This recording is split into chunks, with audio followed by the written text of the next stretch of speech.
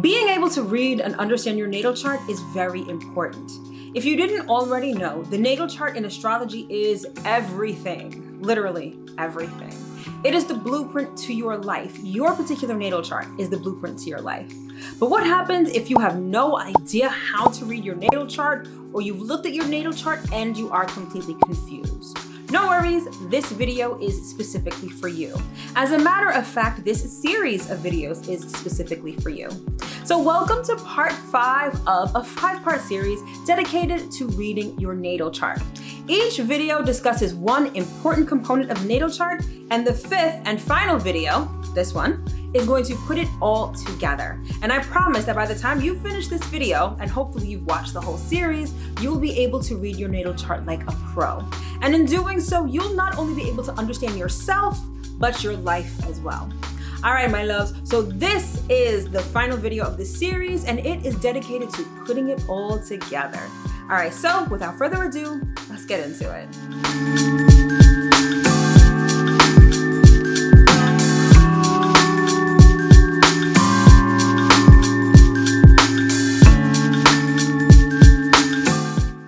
What's up, everybody? As always, I hope that this video finds you well and in excellent spirits. If you are new here, welcome. My name is Mel, your new favorite astrologer, and I'm the founder of Divine Feminine Works, where I help people unlock their divinity and discover their magic. And as always, if you are returning, welcome back. So I am super excited because we have finally reached the end of our How to Read Your Natal Chart series. So we are going to take everything that we've learned thus far, put it all together, and learn how to actually read a natal chart. And not just read it just to get tidbits of information. This is reading it to fully understand, to get a bird's eye view of exactly who we are, what we need, and what's going on in our lives. All right, so I am super, super excited, and hopefully you are too. Now, if this is the first video in this series that you're watching, you're gonna need to go back, you're gonna need to run that back and go back to the other 4 parts, right? Because every video builds on itself. So first, we discussed the planets, and the planets in the natal chart represent the different topics in our lives. Then in part 2, we discussed the houses, and the houses represent the different areas in our lives in which those planetary topics play out. Then we discussed the zodiac signs, and the zodiac signs give us a little more information about how those planetary energies, aka the topics in our lives, work and express themselves. Then in part 4, we discussed the aspects, which gave us a bit further information on how the planets respond to each other in the natal chart. And now we are going to put it all together with a couple of tidbits and some extra information that I'm going to add, just so you get some pro tips and get some really great information on reading your natal chart. All right. So first things first, you're going to need to grab your natal chart.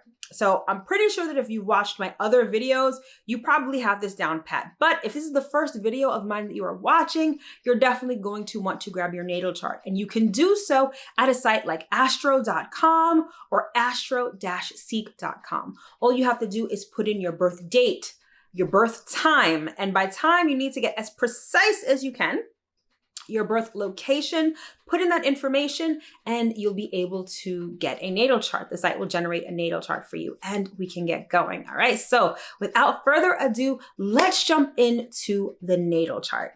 All right, so now that we've got our natal charts handy, let's get to work. Now, when you first take a look at your natal chart, especially if you're not familiar with natal charts, it can look like a jumble of numbers, symbols, signs, lines, like there's a lot going on, right?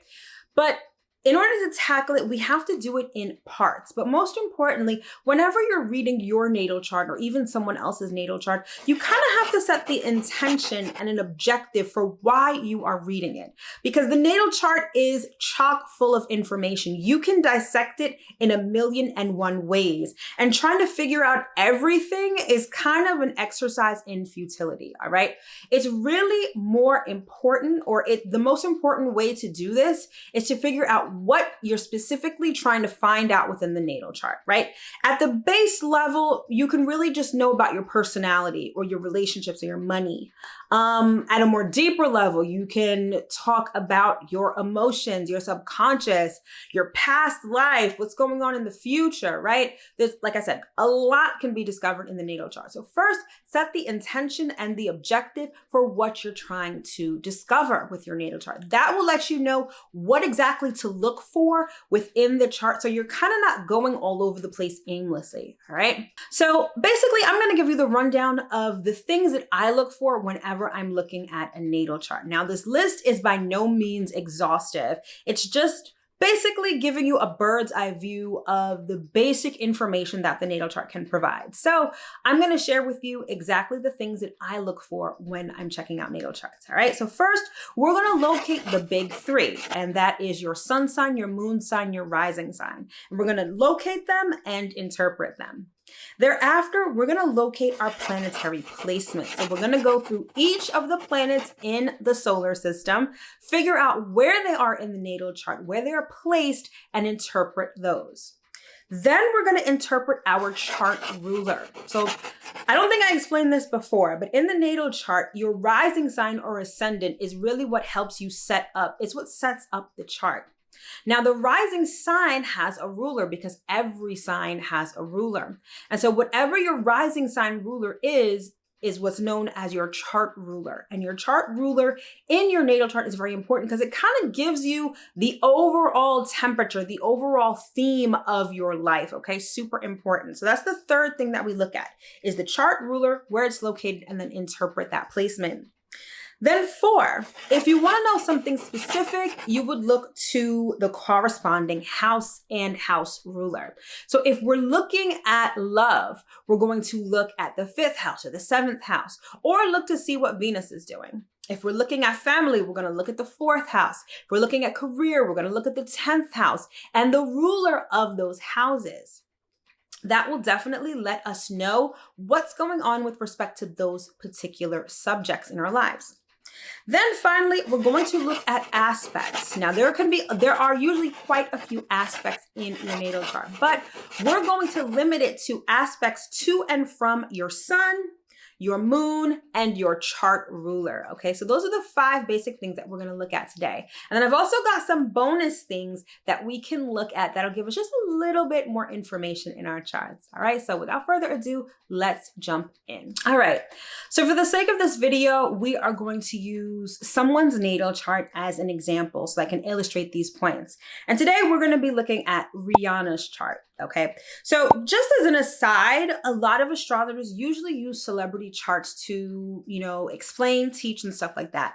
But you have to be mindful that a lot of times the information on their exact birth time or birth location may not be correct. And although it doesn't really matter, especially if you are looking at it in terms of like a teaching tool, if you wanted to talk about what's actually going on in Rihanna's life as it pertains to her natal chart, you're going to need her exact birth information. All right. That's just an aside. But in any event, let's get into it. So first and foremost, we have to locate the big 3 and then interpret them. So the big 3, again, are your sun, moon, and your rising sign. So taking a look at Rihanna's chart, we will see that she's got the sun at 1 degree Pisces. So at the time that I'm filming this video, she actually just celebrated her birthday. That's pretty much why I picked her.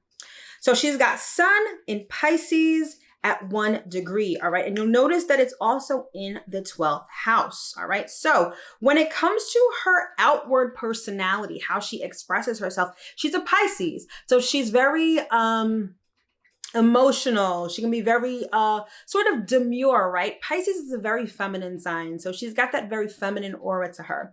The fact that it's in the 12th house also means that there's a lot up her sleeve that she may not share with people. The 12th house is the house of secrets. It's the house of things being hidden. So much of her personality, she probably keeps under wraps, okay? So I feel like there's a mask that she wears on the outside, and looking at her ascendant, I can definitely say this.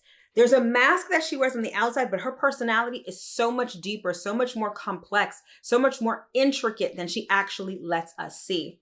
The fact that her sun is in the 12th house may also indicate that she may be kind of a loner. She may be someone who is kind of a recluse. She's not really out there like that. And that kind of is counterintuitive because she's a celebrity, but being a celebrity is her job. I think part of her personality is she's kind of quiet. She's kind of to herself.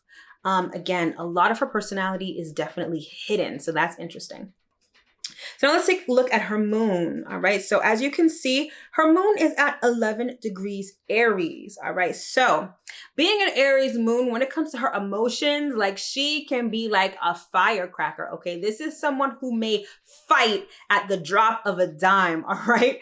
And I feel like that's how the world perceives her because her moon is in the first house of self.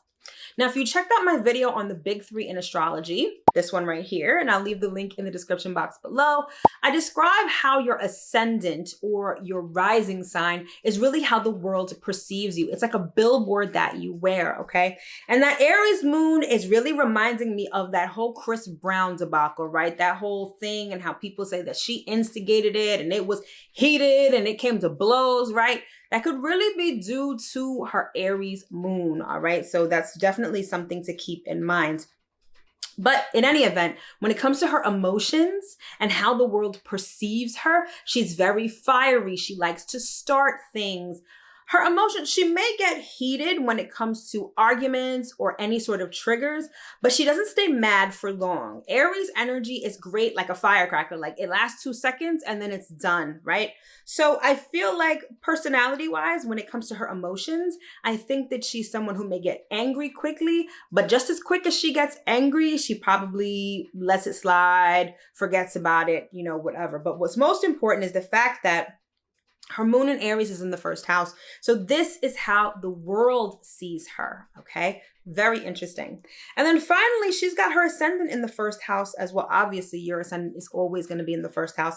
And her ascendant is Aries, okay? So she's got a double Aries energy, right? Double fire. So she's got her moon in Aries and her rising sign is Aries. So again, when it comes to how the world perceives her, they perceive her as someone who's bold, who's dynamic, right? Anytime I say Aries in my head, I start hearing knuck if you buck. Like this is someone who's ready to fight at the drop of a dime. This is someone who's quick, but they're very passionate. They can be very opinionated, right? They're very, when it comes to their opinions, they're willing to defend them. They like to start new things in a bold and dynamic way. So she's got a lot of bold and dynamic energy, all right? But when it comes to, but there's a mystery to her. That moon in that Pisces moon in the 12th house, I feel like there's a lot of her personality that we just cannot see, all right? She could also be extremely spiritual. She might be highly spiritual, all right? So that is definitely something, you see how that works. You see how we interpret your big three as we go through the natal chart. And again, that's the first thing that you want to tackle when looking at the natal chart. All right. So let's move on to the next thing. All right. So next we're going to take a look at all of the planets, see where they are placed and interpret them. So looking back at Rihanna's chart, we've already talked about the sun. We've already talked about the moon. So next, let's talk about Mercury. All right. So her Mercury is at 13 degrees Aquarius in the 11th house. Now I want you to notice that the 13 is in red. All right. And when you're looking at a natal chart, if any of the numbers, any of the degree numbers are in red, it signifies that that planet is in retrograde. So natally, her Mercury is in retrograde.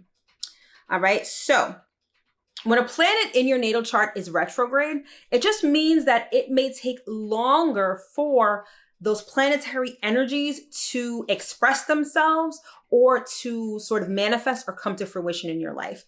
So one of the classic textbook examples that astrologers may give to a natal Mercury retrograde is that it took you a long time to speak. Maybe you didn't speak like as a child, like in child development, you didn't speak at your normal age range. Maybe it took you a little longer to speak.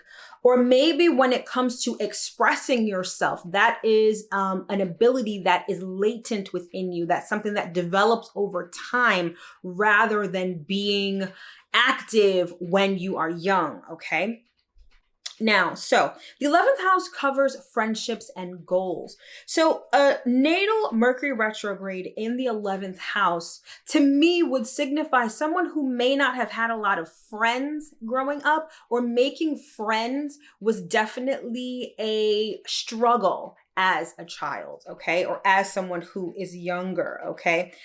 Expressing yourself in groups may have also been a bit of a challenge for her with this natal Mercury retrograde, okay?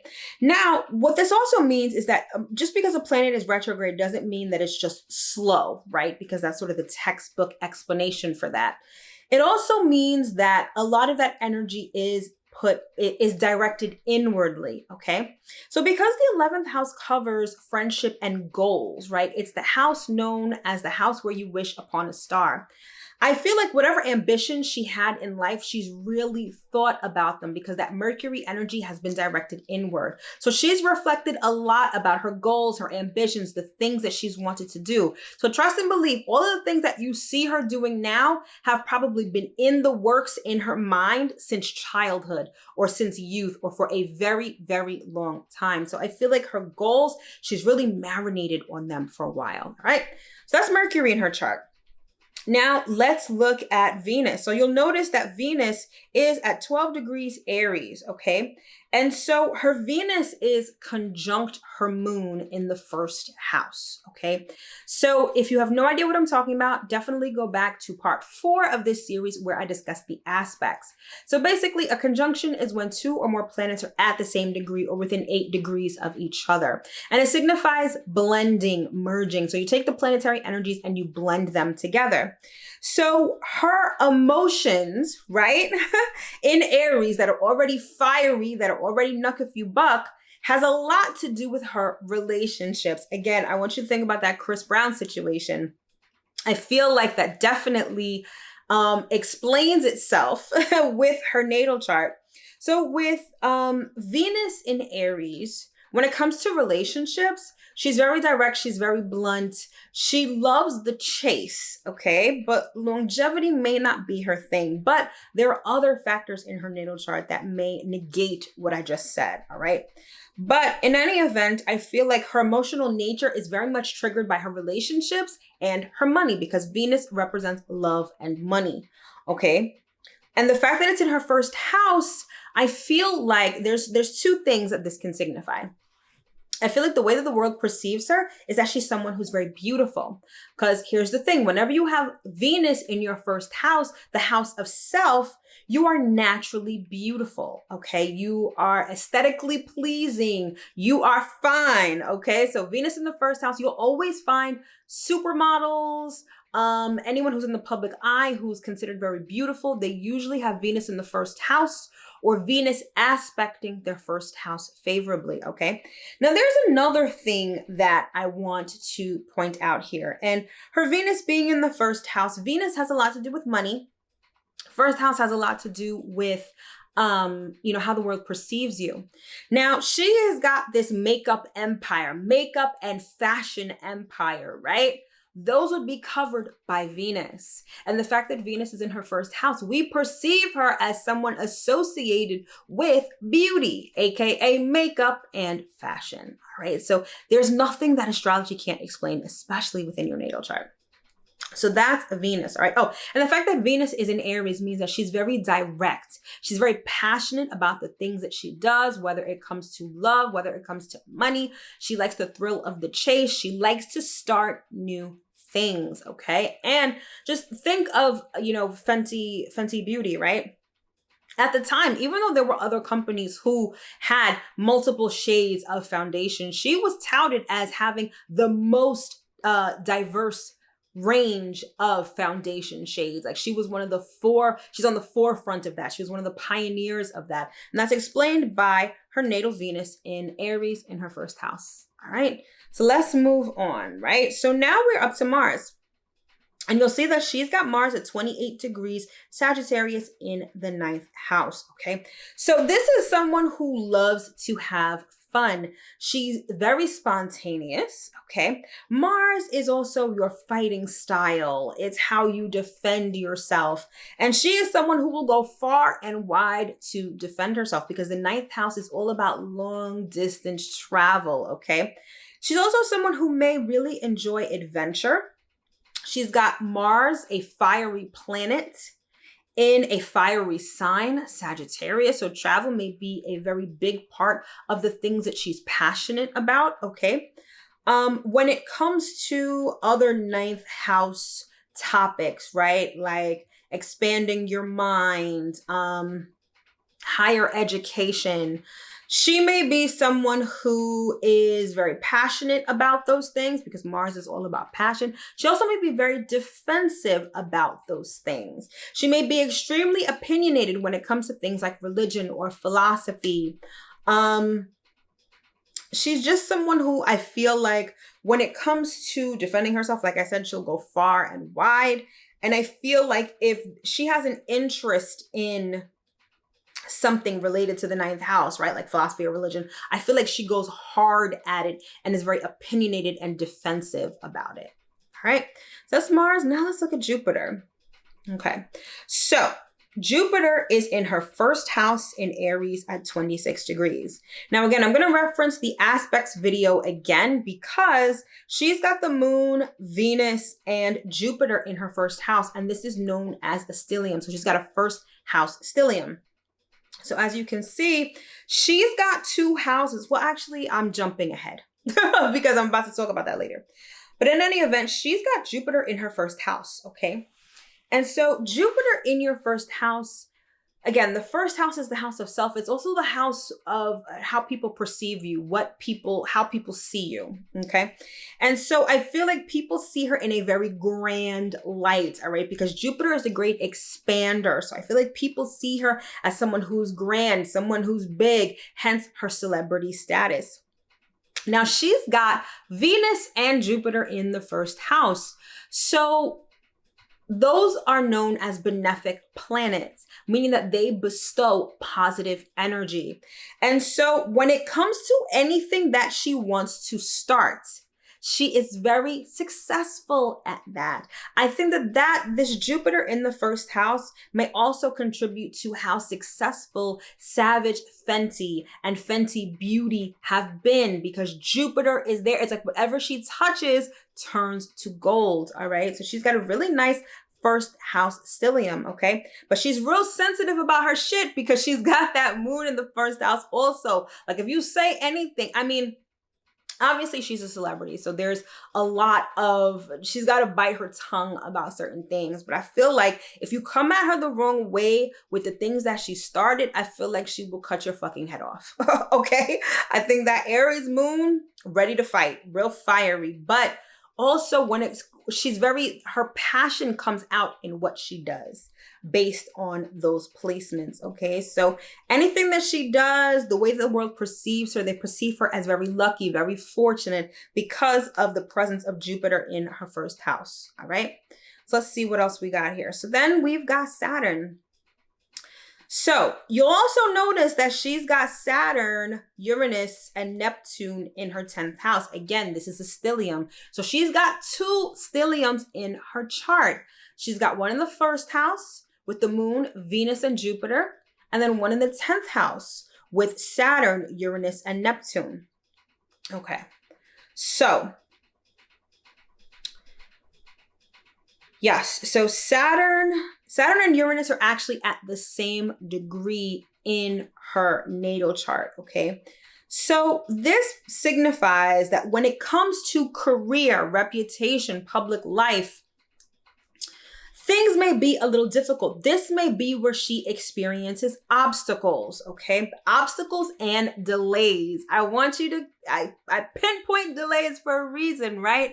10th house is all about your career. And if you notice that MC, that stands for midheaven. Midheaven is the point in your natal chart that specifically pertains to your career or vocation.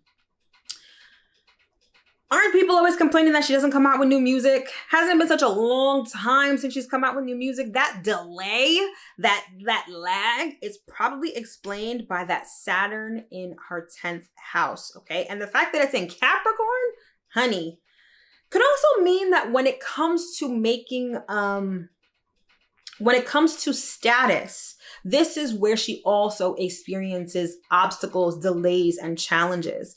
It's also because there's a lot of volatility in her career. This is evidenced by Uranus in her 10th house. Uranus is the planet of surprise, of sudden action. So it feels like in her career, there are sudden upsets. The way that her career is set up, it's like she may be on a trajectory and then she keeps getting these obstacles out of nowhere. That is sort of how I see it with this Saturn and Uranus at 0 degrees of Capricorn, okay, in her 10th house. So I feel like it's a situation where surprises are always delaying her. Surprises are always taking her off track, okay? Now there's also Neptune in her 10th house. So when it comes to dreams, fantasies, it's like things are not so clear when it comes to her career. She may not have a very realistic approach to it, or she's very much almost like she's got her head in the clouds, rose-colored glasses. But the fact that she's got Neptune and Saturn in her 10th house means that she kind of vacillates between having her head in the clouds and being here on Earth. It's this weird sort of dichotomy of dreaming and reality, all having to do with her career, because this is all going down in the 10th house. And then you've got Uranus, which is constantly throwing shit her way, throwing curveballs. It could be good curveballs, it could be bad curveballs, right? And so this is why the lag in putting out music, the lag in doing other things that people have been begging her to do, it could be explained via this planetary placement in her 10th house, okay? And then finally, we make our way to Pluto. Okay, so Pluto is actually in her 8th house, which is the natural house for Pluto. It's at 12 degrees Scorpio. Okay, so Pluto is definitely in its home sign of Scorpio. And it's retrograde. When I tell you, remember I said, let's go back to the beginning, and I said that she's got the sun in the 12th house in Pisces, okay? This means that there's a lot of her personality that's hidden. That is strengthened even more with the presence of Pluto in her 8th house retrograde. This chick is like the definition of still waters run deep, all right? This is someone who's got a lot going on the inside. Her transformation is major, okay? And she's probably got a lot of secrets. The 8th house covers secrets and mysteries. So she's got a lot of secrets with that Pluto in the 8th house and the sun in the 12th house, honey. You will not be able to read her. I feel like I'm reading her now, but I feel like there's so much more under the surface that we will never know about this woman, okay? Her power is very strong though. And I would not be surprised if she is into the occult, if she is highly spiritual. It's written all over her chart. Now, this is given the information that I found online, and it's not rated particularly well. Now, what I mean by that is that when you look up celebrity charts, they have ratings to see how accurate they are. She didn't get the worst rating, but she didn't get the best. So the information is not necessarily accurate. So this is just going off the information that I got. But again, I wouldn't be surprised if she was into spirituality, if she's if she's a witch, if she's any of that stuff. I would definitely not be surprised because of that sun in the 12th house and Pluto retrograde in the 8th house, right? Like deep stuff. But I hope this illustrates my point about the planetary placements.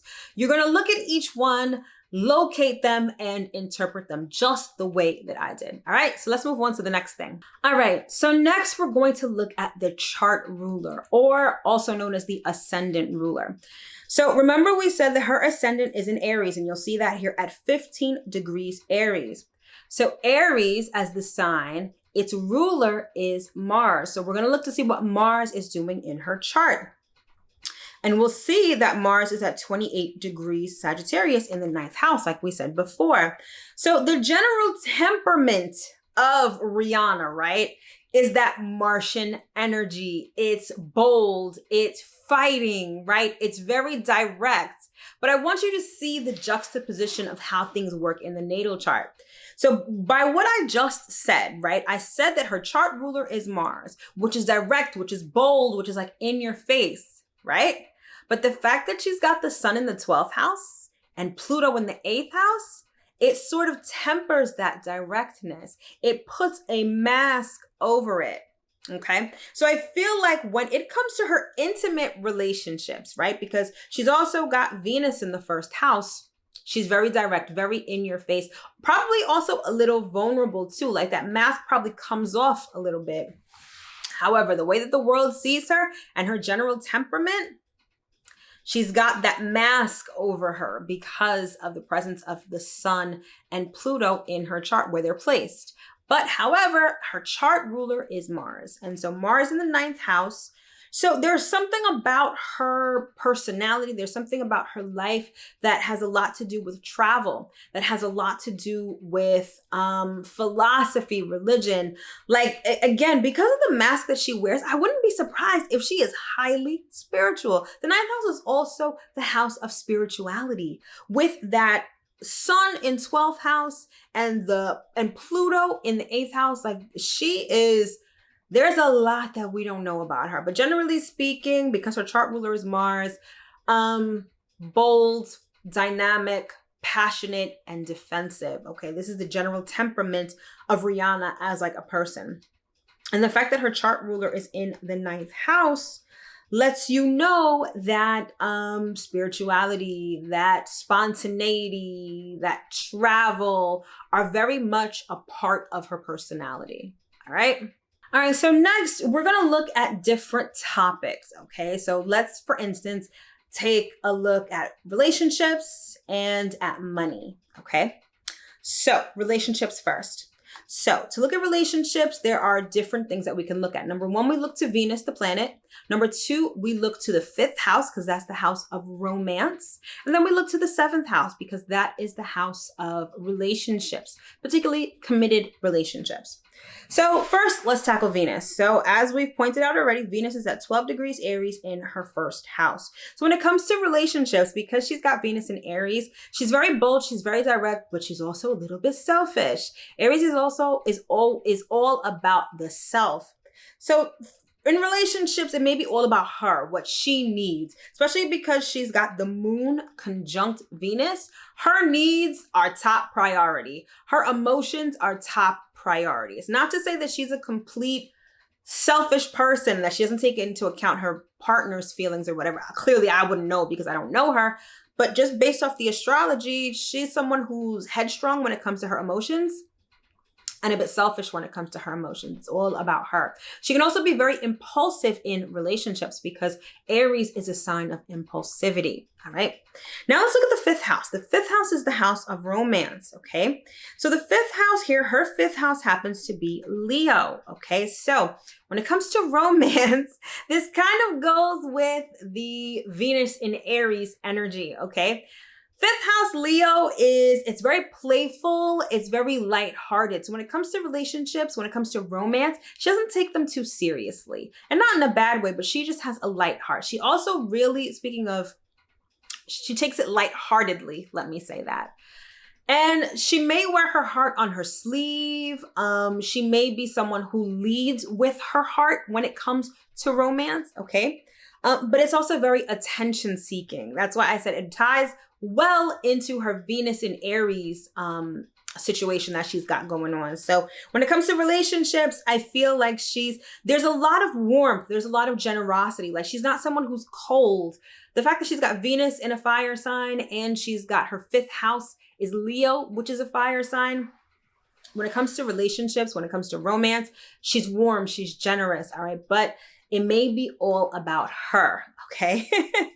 Now, one of the other things when you're looking at a specific topic in your natal chart and you look to the house where that's the area of life where that topic would play out, you also look to the house ruler. Now, the house ruler is connected to the sign. So her 5th house is Leo. The ruler of Leo is the sun. So in order to figure out more or get more information about romance in her life, we're also going to look to the sun. And like we said before, the sun is at 1 degree Pisces in the 12th house. Okay. So she lives very much on the inside. Okay. The sun being in the 12th house, it's secretive, it's reclusive, it's relaxing also. Okay. So it's interesting because that Venus and Aries energy is very much about starting new relationships in a bold, dynamic way. But the fact that her 5th house ruler is in the 12th house, it may signify that she likes to rest a lot in relationships, may like to travel a lot. Remember I said that her chart ruler is in the 9th house, which covers long distance travel. So the travel may be a big part of her life. So it may be that, she likes to go on vacation. She likes to rest a lot, or she's very secretive in relationships. She's a bit reclusive. Again, that mask that she wears, she may also be wearing it when it comes to romance in her life. All right. Then we're also going to look to her 7th house, because the 7th house is the house of relationships, specifically committed relationships. So here, her 7th house is empty. There's nothing in her 7th house. And this is a perfect example of looking to the house ruler, because invariably we all have houses in our natal charts that have no planets. And it doesn't mean that nothing's going on with that particular area of our lives. It just means that that information can be found someplace else. So we have to look to the ruler of Libra. The ruler of Libra is Venus. And again, her Venus is in the 1st house in Aries conjunct the moon. So when it comes to committed relationships, that Venus in Aries really controls. And speaking of control, it's all about her. So I really think that in relationships, she's probably a bit selfish, okay? Especially because her 7th house is Libra, but the ruler of Libra is in the 1st house. So it's giving like very one-sided relationships, or it's all about me, or I focus more on me rather than you. Maybe not to the other person's detriment, but she clearly comes first in her relationships, okay? And she may like to start relationships. Like she may be the instigator. She may be the initiator, all right? Especially because she may tend to get into committed relationships based off of impulse or based off sex, and not necessarily anything very deep. It's all about how she feels at the beginning of the relationship, right? Because we're talking about Aries, that's the first sign of the zodiac. It's all about the beginning. And the fact that Venus is conjunct the moon, it's all about that feeling, that bubble love kind of energy, or that seriously sexual energy, that horny kind of energy. Like that's what drives her committed relationships. Again, because she's got 7th house Libra, and the ruler of Libra is in her 1st house in Aries conjunct the moon. All right. So that's her love life in a nutshell, according to this chart. Disclaimer, according to this chart. So now let's look at money. So when we look at money, we also look to Venus, because Venus covers love and money. And in terms of the houses, we look to the 7th house and the 2nd house. And the 8th house, okay? So Venus, again, is in the 1st house in Aries conjunct the moon, okay? Now, what's interesting is that even though Venus and Jupiter are quite far apart, they're in the same house, but they're not necessarily conjunct. I feel like Venus really blesses her when it comes, I feel like Jupiter really blesses her when it comes to money, okay? Because it's in the 1st house, all right? So when it comes to money, that Venus in Aries, she likes to start new things in a bold and dynamic way. She's a pioneer when it comes to things. Now, I keep bringing it back to Savage Fenty and Fenty Beauty, because Venus covers tangible things. Things like beauty products, things like clothes. Those are all the realm of Venus. So it's no surprise that those are the things that she went into, because those things are naturally like covered under her chart. So she's pioneering in those things, all right? So just think of the companies that she started, how much money she's making, all of that stuff. The fact that Jupiter is also in her 1st house, I feel like that's how she was able to amass all that money and get on the Forbes list, right? Because Jupiter expands things, all right? Especially if you pioneer things. That's the catch here. Because it's in Aries, Jupiter in her chart blesses new action, pioneering things, starting something new that wasn't there already, right? That is how Jupiter blesses you. So it all depends on what your particular chart looks like. But Jupiter in Aries is going to bless you for starting new things. So now let's look at her second house. Her second house is Taurus, okay? Taurus is ruled by Venus. Everything seems to go back to that Venus in Aries. Venus in Aries is really prominent in her chart, okay? Well, I'm going to get to something else in a second. But yeah, same thing applies. Taurus is tangible things. So the way that she makes her money when it comes to her personal assets is come from tangible things, okay?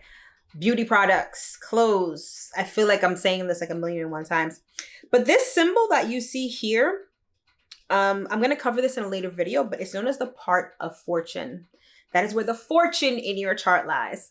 So fortune has everything to do with Venus in her chart, which has everything to do with what she's doing right now. So again, if they tell you that astrology is bullshit, show them this video because clearly it can explain everything and anything. So the second house covers personal assets. So her personal assets, that's where her part of fortune is. And it comes from that Venus and Aries energy, like enough said, right? Then we've got the 8th house. The 8th house is about shared resources. So this may be resources from a partner, resources from a bank, and that partner could be like a spouse. It could be a business partner, but basically it's other people's money. So when it comes to other people's money, we've got Pluto retrograde in Scorpio. She is able to conjure money from other people. Everything about Pluto is intense. And Pluto retrograde in your natal chart, you have harnessed the power of control. And you've been harnessing it for a long time. That's what her chart says. So it's like she is able to just attract money from other people like a magnet. And this, funny enough, that I'm doing this video today and I chose her as our case study for this video, right? Because every first of the month, I have to remember to skip the month on Savage Fancy. Otherwise, they're going to charge me $50. See how she's just pulling money from people? Like she's just pulling money from people like a fucking magnet. So yes, I need to remind myself to cancel that so I don't get charged $50 this month. But yeah, that is sort of the example of how she uses that retrograde Pluto in the 8th house when it comes to money. She's attracting shit on the low. She is like a huge ass magnet for other people's money. And she does it like you don't even realize because it's that latent, it's that inward Pluto energy, that intense energy. Like she's got that shit on lock. Like good for her. Good for her.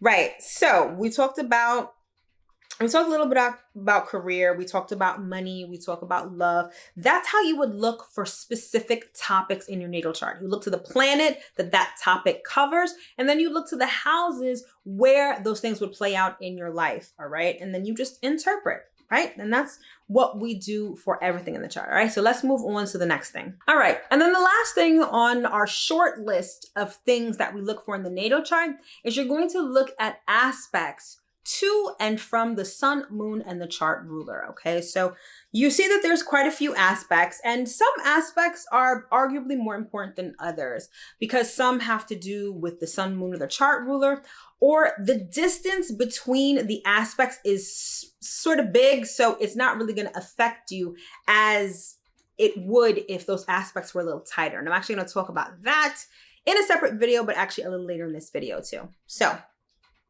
sun, we look at the aspects that her sun is making or aspects that other planets are making to the sun. So again, that sun is in Pisces at 1 degree in the 12th house. Now you'll notice this blue line right here with the sextile symbol. So she's got the sun sextile to Saturn and Uranus in the 10th house. Now, if you remember from part 4, where I discussed the aspects, sextiles are all about opportunity. It's like you have this positive energy around, and if you just put in a little effort, you will be able to overcome something, or you'll be able to have a positive or favorable outcome. Now, remember I said that the presence of Saturn and Uranus in her 10th house is what causes delays in her career, okay? Or maybe some negativity with respect to her reputation, because those are the things that the 10th house covers. If she puts in a little effort, right? And the effort that she would put in is designated by the sun in Pisces in the 12th house. The effort that she would have to put in is prayer. It's meditation. It's going within. It's creating your world on the inside so that it reflects on the outside. That is how she can overcome those delays and obstacles in her career. Okay. Very interesting, extremely interesting. Because again, I feel like she is super spiritual. I would not be surprised. Super spiritual, super into the occult, super into something, or maybe she's not into the occult. Maybe she's just very religious, but that's not part of the mask that she wears as a celebrity. But in any event, tapping into her spirituality is how she's going to overcome, or how she can overcome, those career obstacles. Okay. Now let's take a look at the moon. So the moon, we've already discussed, is conjunct Venus, okay? And so when it comes to her emotions really fuel her money. They also fuel her relationships, because relationships and money are the realm of Venus. So when it comes to starting new things with love or money, she's very much fueled by her emotions. Arguably, she can be very impulsive in those particular areas of her life. Okay. So she has, the first house is making some trines to her 5th house. Now, the symbol in her 5th house is Black Moon Lilith, and I'm going to do a completely separate video on that because it's a lot. But that's the essence of divine feminine energy, all right? And so there's something about her personality, okay? Because it's the moon, it's the first house. Something about her is very like divine feminine, very feminine, especially with the presence of Venus in her first house, all right? But I'm not going to get into that right now. Let's see. She's also got the moon sextile to Mercury in the 11th house, okay? So I feel like people perceive her as someone who does not speak up, again, because Mercury is retrograde in her chart natally, and it's sextile to the moon in the first house, okay? So I feel like if she has problems speaking up, right? If she has issues expressing herself, right? Because Mercury is all about expression. If she has problems expressing herself, the best way for her to get you to understand her is through her emotions. It's how she makes you feel that actually makes up for the fact that she can't articulate what it is that she wants to say, okay? So when she finds that it's hard for her to express herself, she just taps into her subconscious. She taps into her feminine energy. Again, I feel like this girl is super spiritual, but she makes you feel rather than saying something. She also strikes me as a woman of very few words. She's not someone who talks a lot. I mean, she gives interviews, obviously that's part of her job, but she's not one who talks. So in any event, it's how she makes you feel. Okay. Now, what's interesting is that her moon and her ascendant are also conjunct. So this is very true for her. What I just said is very true, because those two, the planet, the moon, and the point, the ascendant, are conjunct, okay? And again, that conjunction is also sextile to that Mercury energy. So basically, that has a lot to do with what I just said. Now, you'll also notice this bunch of red lines here. So I said before that she's got a stellium in the first house, Aries, and she's got a stellium in the 10th house, which is Capricorn. Aries and Capricorn, when on the chart, they are square to each other. So there is tension and frustration in a very major way between her personality, who she is, how the world sees her, and her career. Okay. I'm not going to say it's a mismatch, but I feel like it's frustration. Like everyone sees her as this beautiful, over the top kind of woman, but then her career is frustrated, especially by the presence of Saturn in there. So it's almost like there's this tension between who she really is and how the world sees her and what is expected of her. Her career as a celebrity puts her in the public eye. And there's always this tension between what she wants to do, what's natural to her, especially because she's got the moon in the first house. Like her feelings have to come first. And she's kind of got to juggle that between her expectations as a public figure and how those two can be at odds or how those two can be frustrated, okay? She's got that concentration of Aries energy in the first house and that concentration of Capricorn energy in the 10th house. So although she's very much concerned with status and being on top because of Capricorn in the 10th house, she kind of has to do it her way. That's the presence of that Aries energy. And so that's why it's tense and is frustrated because, again, the public expects a certain thing from her. And she's like, nah, I'm going to do it my way. I do it when I want, how I want. It's not up to you. It's up to me. But all the while, she's looking beautiful and she's got that mask. So you can't tell that on the inside, she's probably cursing your ass out because she doesn't agree with what you're saying. But yeah, that's how her, those are the aspects that her sun, moon, and rising are making to and from other planets and points in her chart. So you notice how a lot of what I've been saying, it's kind of circular, right? It's kind of like saying the same thing. You'll notice that once you start reading your natal chart, the stories start to make sense. You're not going to have completely disparate parts of your chart. Everything works together. That's why a lot of the aspects or a lot of the planetary placements or a lot of the house rulerships, they all point back to the same story.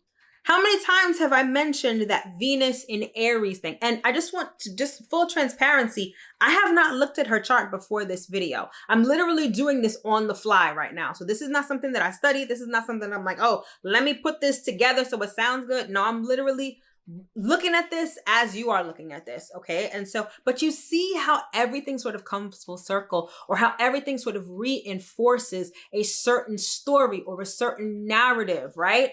Like that's what I really want you to understand because it's that narrative that shapes you. And that narrative can be great, but there are also times where that narrative or some parts of that narrative are not so great. Some of us have our charts really demonstrate a lot of the hardships or a lot of the negative things that have gone on in our life or that are part of our story. But the thing that I want you to take away from this is that this is the first step. This is knowing what the story is. And the story is written by your natal chart, right? Knowing what that story is. And the next step is changing it because you can change it.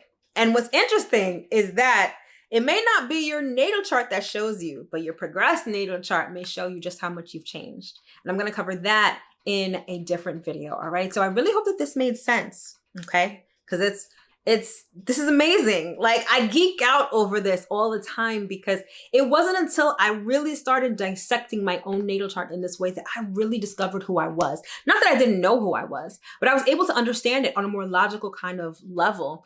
And it helped explain a lot of the things that happen in my life, how relationships play out, how money played out, how career played out. It's all right here. All right. And so I hope that you're able to follow along with this. And I really hope that hope that this makes sense. And if it does, definitely leave a planet emoji in the comments. All right. So I know that not only are you still here and you're still watching, but that it makes sense and that it's clicking for you at this point. All right.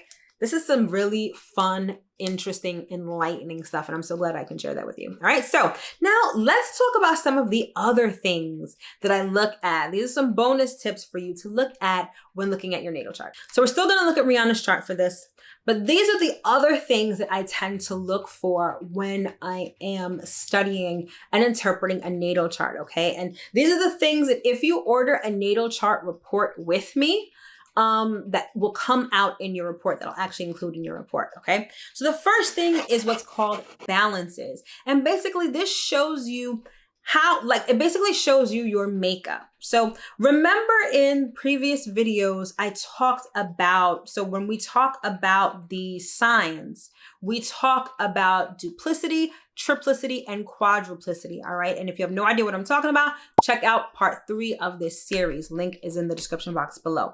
But duality is basically whether the sign is masculine or feminine. Triplicity is the element, so earth, air, water, fire. And then quadruplicity is the modality, so cardinal, fixed, or mutable.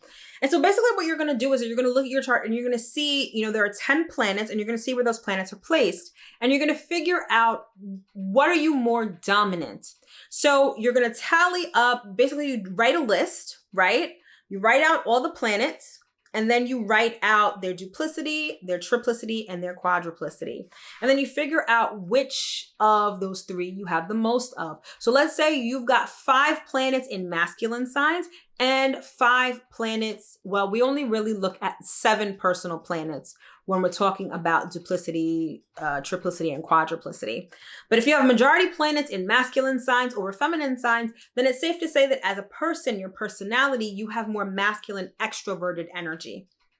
It also follows that if you have more signs or you have more planets in water signs as opposed to the other 3 elements, that means that you're very intuitive. It means that you're very sensitive. You may be a little psychic, all right? Then when it comes to modality, if you have, let's say, a majority of your planets in mutable signs, that means that you are someone who is flexible, who's adaptable, and who can roll with the punches, all right? You get what I mean? So it's good to know your balances because it tells you a little bit more about your personality, all right? Then next up, we're gonna look at the lunar nodes, and those are the north nodes and the south nodes. And of course, I'm gonna do a dedicated video for this topic in the future, but your north node is like your destiny, and your south node is like your past. Your north node is where you're trying to go in this lifetime. The south node represents where you're coming from, what you incarnated from a past life, okay? And so in Rihanna's chart, she's got the north node at 23 degrees Pisces. So again, there's something about spirituality. There's something about the unseen, about faith that is part of her destiny, okay? There's something about her that is altruistic, that's charitable. So it may be that she is very much into charities and philanthropic work and we just don't know about it, or that's something that's going to develop within her or within her life in the future, okay? So by contrast, that means that she's got the north node, she got the south node in Virgo. And with the south node in Virgo, she is someone who is very familiar with being practical, with being analytical. All of those Virgo qualities come naturally to her because that's what she brought with her from a previous lifetime, okay? So being altruistic, being charitable as represented by her North Node in Pisces, it may be something that she is not comfortable with because your North Node is something that you have to grow into, right? We have to stretch ourselves in order to fit into the shoes of our North Node. Faith may also be a big part of her life, right? Like I said, spirituality. I feel like spirituality is written all over her chart, right? But it may be something that she has to develop. It may not be something that's innate within her because, again, she's got that south node in Virgo. So that means that when it comes to, it's like you only believe what you see. You only believe what's real, what you have evidence of. That's her default.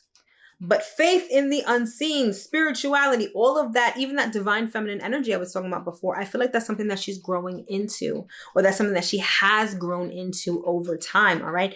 And I am so curious to see how all of this is going to play out in the next couple of years with her, especially with her like just becoming a mom. I feel like there's going to be stuff about her that's going to come out. Number one, perhaps secrets, but also number two, she's really going to be in her bag. That feminine energy, that maternal energy, I feel like she's really going to make use of it. But that's definitely written in her chart with the north and south nodes, all right? Then you also want to take a look at your moon phase. And you're not necessarily going to see it clearly on your natal chart, all right? Unless you were born during a new moon or a full moon. So when I say your moon phase, it's the phase of the moon at the time that you were born. And you usually don't see it on your natal chart, like I said, unless you were born under a new moon or a full moon, because you can definitely recognize those on your chart. New moon is when the sun and the moon are at the same degree, they're conjunct. And the full moon is when the sun and the moon are opposite. So if you see those in your chart, then you'll know that you were born under a new moon or a full moon. But if you can't really tell, right, if the way that the moon and the sun are, like, so we see she's got the sun at 1 degrees Pisces in the 12th house and the moon at 11 degrees Aries in the 1st house. I can't tell you off the top of my head what phase of the moon that is. All you have to do is Google moon phase calculator, and it'll have you put in your birth date, and it'll tell you what phase of the moon was, at the time that you were born. This is important because it tells you a lot about your personality, especially your emotional side. You know, people who, for instance, are born under a full moon, they're very expressive. They sort of live out loud. They're very extroverted. Whereas people born under a new moon are a lot more sort of demure. They're more reserved. They keep more to themselves. All right. Those are just 2 examples, but you can tell a lot about your personality depending on the phase of the moon at the time you were born. So I definitely look that up when I do natal chart reports. And that's something that you should look up too, just as general information for yourself. All right. And then finally, one of the things that I look at is called your tightest aspect. It sounds a little dirty, right? Your tightest aspect. Anyway, you're going to take a list of all of the you're going to, same list that we made before. You list all of the planets and you list their degrees. And then you're going to figure out so if you have planets that are conjunct at the same degree, for instance, Rihanna has Saturn and Uranus at 0 degrees. And that's actually her tightest aspect because there's no difference between them. And basically the significance of your tightest aspect is that it is the most important aspect in your natal chart. So that means that whatever that aspect signifies, the interpretation of that aspect is going to give you color, and it's going to give you the general temperament of your natal chart, okay? So for instance, Rihanna's tightest aspect is that Saturn and Uranus conjunction at 0 degrees Capricorn. And that means that when it comes to her career, because Saturn covers career anyway. Saturn is actually in its home sign of Capricorn in her chart. Sorry, like my mind is all over the place. So that Saturn energy is very concentrated. It's at home, right? In Capricorn. So it's very concentrated in her chart and in her life. So career is a big deal for her, but that's also where she experiences upsets or she experiences windfalls. Either way, there is this volatility and instability with her career and her reputation and her public life. That is a very prominent theme in her life because it is the tightest aspect in her natal chart. All right. So hopefully that made sense. But yeah, those are little extras that I like to look at in the natal chart because again, it gives more information on you, your personality, your life, right? And the name of the game is information. This is all about learning who you are. It's all about learning your personality, learning more about your personality, learning your communication style, learning about your relationships, learning how to attract love or money in your life, learning how to have faith, learning what you need, what emotional needs you require. All of these things you learn through the natal chart. All right. So it's chock full of information. So now that we've got an overview of how to read it, hopefully you will practice with your own chart. And the information, I'm so excited for you because the information that you're going to gain is completely invaluable. All right. All right, my loves. So that concludes this video and this series on how to read your natal chart. I am so happy that I was able to bring this information to you. And I really hope that not only did it make sense, but that you are able to use it and you are able to explore everything about yourself and learn more about yourself, heal yourself or start healing yourself. But I really hope that this series was a starting point for you to learning more about who you are. All right. Thank you so much for tuning in. Happy reading. Because let me tell you, your natal chart, it's like a rabbit hole. As soon as you start learning something else and something else and something else. And before you know it, it takes years. And I'm not even exaggerating. It takes years to kind of get to the bottom of your natal chart. So happy reading. Enjoy this endless rabbit hole. And I will see you in my next video. Take care.